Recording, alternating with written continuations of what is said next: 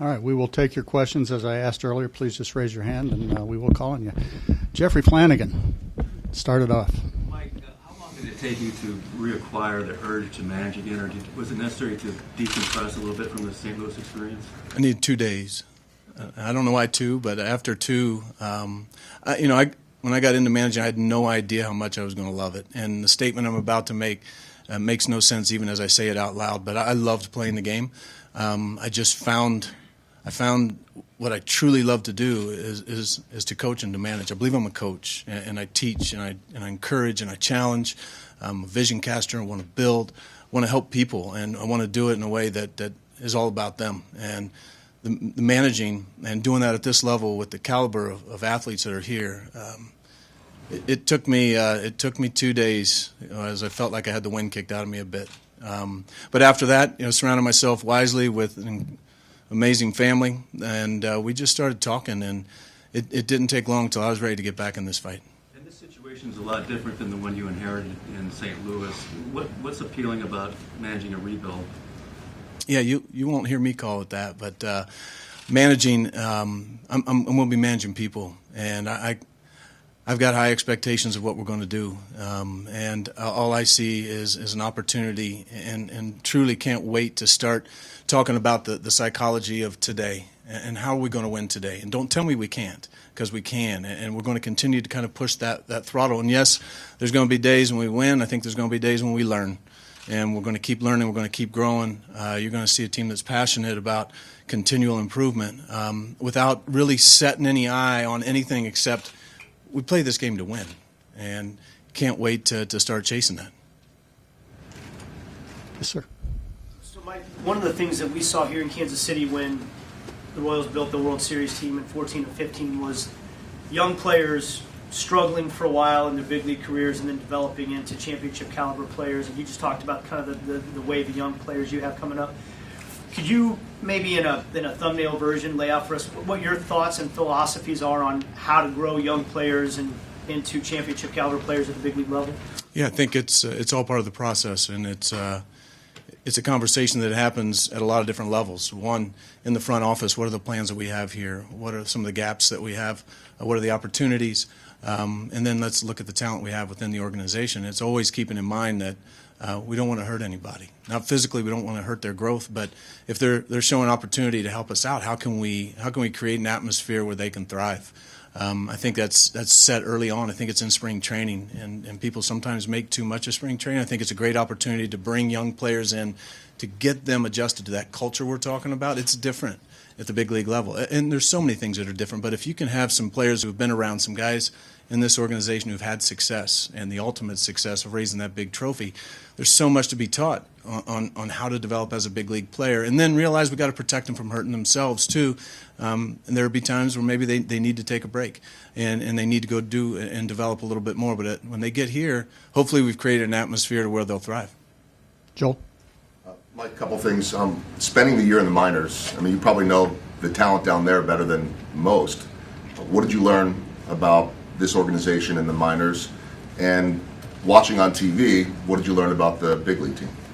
Well, I'll go backwards on that, Joel. And first, I saw a fight in this team. I saw a passion for the game. I saw a youthful enthusiasm about going out and playing till the last out. I mean, that's infectious. And that's something that I always saw and knew about this organization. I always felt that this was a team that had watertight defense, that put the pressure on you offensively in the box, on the bases, and on the pitching staff. They just came at you. And those things ring in my head regardless of what records say. And to me, that's what I saw again this year. I saw a team that really stayed in the fight, and that's very encouraging and impressive, and I think it builds a lot of respect. Through the minor league system, without putting too much pressure on these young guys to be the saviors, you know what they need to do? They need to keep getting better. And they need to, once again, be fostered in an environment, I think, that can give them a chance to excel here. And there are some things that you can only learn at the big league level.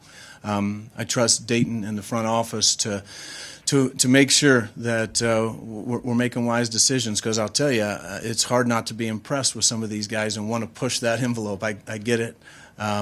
But we want to do the right thing, and I think that's going to be the consistent model. What's the right thing that we're going to do for this individual player? How can we help them take themselves to another level and collectively take us there too? Cody, then Todd, then Lynn. Cody? What did you learn from that, those first few weeks after, between, the transition and then like your time here with the Royals, as far as how you might handle doing the job differently or the same, or just, what kind of things did you think you feel like you learned here the last year with the Royals and that time after St. Louis?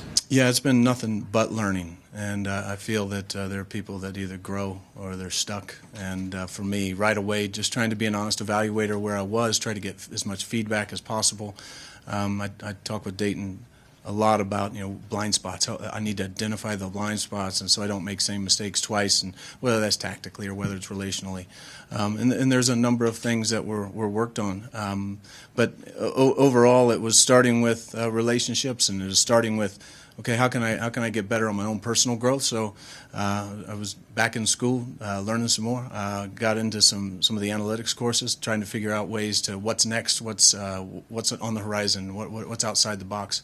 Those sort of things, as well as working on dealing with you all, and that's something that I was very conscious with, and figuring out how to bring in a media consultant that could help me understand and do a better job of relaying the message that we need to be relaying to our fan base. That's the lifeblood of what we do, and how do we use our jobs and help each other do that job properly to keep people passionate about this organization. Todd? Mike, you touched on analytics a little bit there. How have you kind of grown with that? That stuff didn't really exist as much when you were a player. It's really come on more and more. What sort of things have you learned, and how will you kind of put that into what you're doing now? Yeah, I was just talking with Daniel and Guy in our analytics department about, and I've told them this before, I'm fascinated by it. What's out there that, once again, what are we missing? How can we potentially think outside the box a little bit to help these guys have an edge? And I think the players are asking for that now. And so I would say anybody that's turning a blind eye to the information, they're not going to stick around. They're going to be fossils in this game. You have to constantly be thinking not just what's the norm, but what's next. And surrounding ourselves, there's unbelievable people in this organization. The intellectual horsepower upstairs is mind-boggling to me. And how can we use those guys to bring us information to break us down in our decision making, but also in our development and our evaluation? What's out there? How can we help? And we've been in those meetings even here this week, and here are some of the things we're seeing, or some trends, some tendencies. Here's some ways guys were used that we might want to think about, and so we can give them a clear picture of what a successful offseason looks like, so they can develop properly. Is that kind of an awakening for you from when you first became a manager? Is it different? No, and I believe it's ever evolving. I think I'm always trying to take it to another, because I believe the game is ever evolving too. And once again, I just it needs to be that situation of an open conversation and freedom to go back and forth to, hey, what do you see here? But always trying to figure out ways to figure out what is it that we're not doing right now, and give us some different perspectives and challenge us. And no, that's something that I know there's new always on the horizon, and trying to keep up with what's new. Lynn? Like, specifically, you talked about relationships and handling those. When it comes to players, how do you feel, or hindsight, did you handle things in St. Louis, and how you're going to handle them now? What did you learn? What sort of things do you feel like you took away from that? Well, I think when you're through learning, you're through in any walk of life. And for me, relationally, always trying to build relationships and build trust, and constantly trying to figure out what the key is for each individual player. And sometimes that comes easier than others, and you just constantly have to be trying to put either other staff and communicate and figure out where is the gap here, and what are we missing, and how can we help that player get to this next spot. And to me, we have to always kind of be changing to what's needed. How to do that differently, I think it changes person to person. There's going to be a whole new staff of people. There's a whole 400 people in the front office. I think it's just relationships are all about trying to figure out what we got to do to make things work to where we can bring the best out of ourselves, best out of others, and then that will bring the best out of us collectively. Alec? You called being in this seat privilege. How excited / just thankful are you that you have an opportunity to manage again? Yeah, I'm blown away, and I hope that's coming through. you never take anything for granted. At least I don't. I couldn't as a player, and I certainly don't in this seat, realizing that there's 30 jobs there. And to be able to be a part of a great organization like the Kansas City Royals in any capacity is a gift, let alone to be in this spot and to have the responsibility of being a face and a voice for not just this club, but for this community. And to me, that's not something I take lightly, and something we've been, as a family, been dreaming about the opportunity to do it again and figure out ways to jump in, because I believe ultimately success is impact, and impact, yes, on what the product looks like on the field, but also impact in people's lives. And going back to the other question is, when it comes to the people, how do we just keep making people better? And when we do that, if we got the right motives and we got the right idea of how to do that, and sometimes it's going to be answering some hard questions and taking some hard decisions, but keeping your eyes focused on what's right for this individual. And when you do that, I think you're going to see the success opportunity and the definition of success is by impact, and I think the score will take care of itself at that point.